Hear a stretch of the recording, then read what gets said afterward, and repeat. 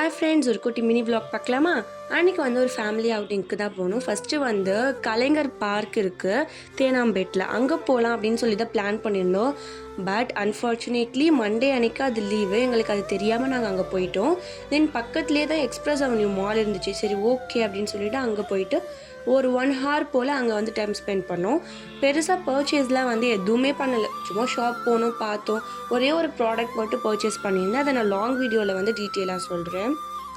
போயிட்டு தென் லன்ச் டைமுமே ஆயிடுச்சு. அதனால் பக்கத்துலேயே வந்து ஹோட்டல் மில்லத் இருந்துச்சு, அங்கே போகலாம் அப்படின்னு தான் சொல்லிட்டு போயிருந்தோம். அங்கே ஃபுட்டுமே வந்து நல்லாவே இருந்துச்சு, ப்ரைஸுமே ரொம்ப அஃபோர்டபுளாக தான் இருந்துச்சு. மாமா பசங்க சின்ன பசங்கன்னு சொல்லி எல்லாருமே இருந்திருந்தாங்க.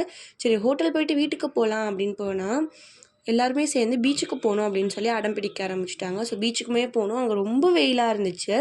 ஸோ எல்லாருமே வந்து ஒரு ஆளுக்கு ஒரு குல்ஃபி வாங்கி சாப்பிட்டுட்டு கொஞ்ச நேரம் பசங்களை விளையாட வச்சுட்டு நாங்கள் ரிட்டர்னுமே வந்துட்டோம்.